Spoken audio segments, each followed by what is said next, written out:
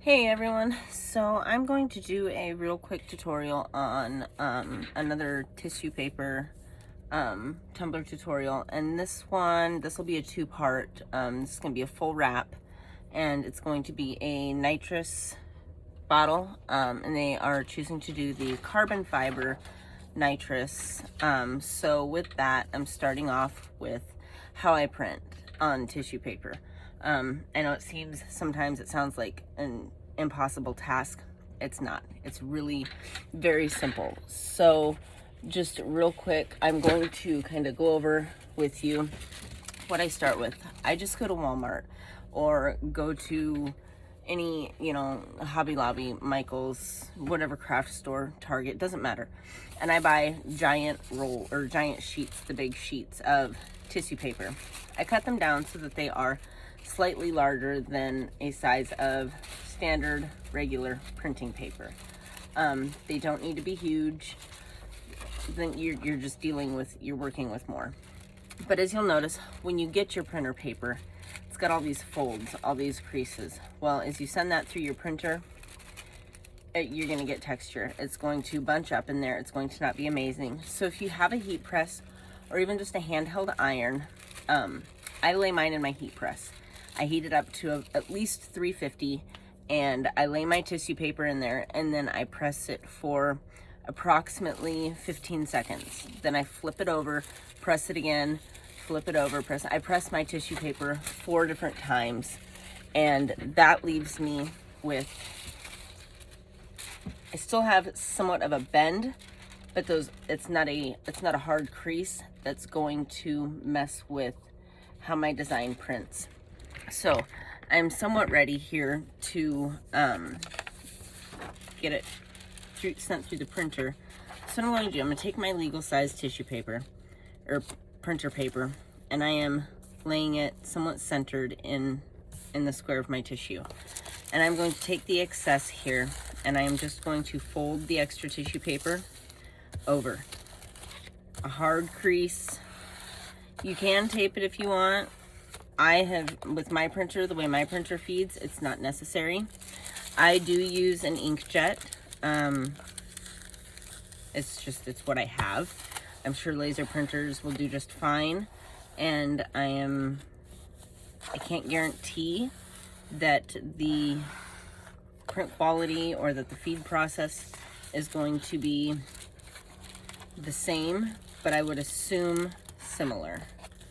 So again, just get all 4 sides of your tissue paper, fold it right around your regular paper. It is, I promise, a super simple process.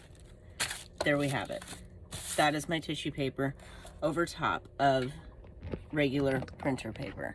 So next thing I'm going to do is I'm going to insert this for my printer to feed. It's face down, or however you want it to print. For me, I want it to print on the tissue, which means I will face the tissue paper down. And now I'm going to get into the computer here, and I'm going to send my image to my printer. I do all of my designing in Photoshop. I'm also a photographer, so I'm relatively familiar with Photoshop, and I let Photoshop manage all of my colors. So my printer doesn't manage any of my colors. When I put something on my screen, it's going to come out basically identical, same color tones, just because Photoshop will override all of my printer settings, and it makes for a very nice process. The next thing you're going to want to have ready that we're going to use after you print is you got to seal it. You're putting ink on tissue. It's gonna run the second you put either epoxy or Mod Podge or UV resin, whatever you pick your poison, but whatever it is that you put on it, that ink is gonna want to run. So I use Krylon triple thick crystal clear glaze, and I seal not just the front of my design, but I also seal the back. This stuff, it dries remarkably quick, and so I'm a fan of it for that reason. It is a nice thick coating that goes on to seal whatever it is, whatever design that you've got that you're trying to preserve to put on your cup or on a mold or whatever you're applying it on. It's really just, this is my go-to. I have used just gloss clear paint. I have used clear acrylic, and none of which have yielded the results that I love so much that I get out of Krylon triple thick crystal clear glaze. I can get this stuff at Michael's. I can get this at Hobby Lobby. I can get it at Walmart. You can find it pretty much anywhere. So finding it shouldn't be an issue. I'm not gonna post a link to it because it really is just pretty much everywhere. The design that I have created, again, we're doing a carbon fiber nitrous tank. So I created this design and I am now placing it on the paper. If you're interested in designs, this one specifically is not yet on my Etsy page, but I do have an Etsy page. I will post the link to that. If this design is something you want, just let me know because I can add it. So here we've got the carbon fiber tank, the nitrous label. Sometimes some of my designs have two labels, one front, one back. This order, they specifically just wanted one label because we're gonna be putting the name of the car on the other side. I believe it was Malachi or something like that. So we're going to step out here. Bear with me while we change location. I'm going to shake my paint or my glaze in the process. Oh, my nose is running. Sorry.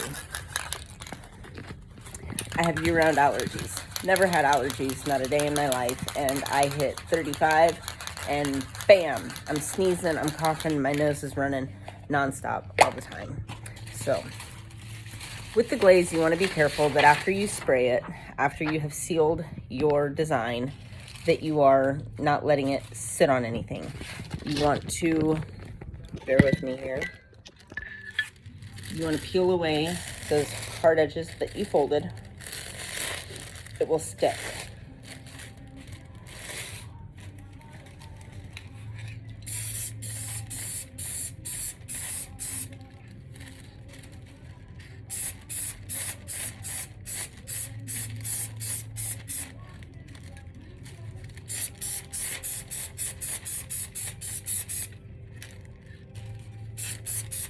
Spray the whole entire design.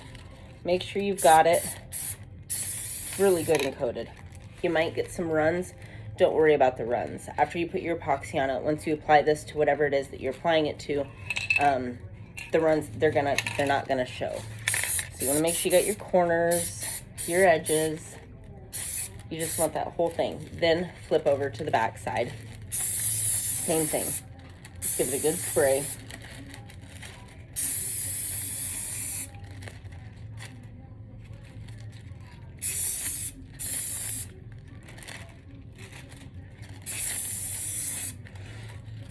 And you'll notice once you have it good and sealed, your image becomes now relatively transparent. Before, whereas you couldn't see through it as well, now you can.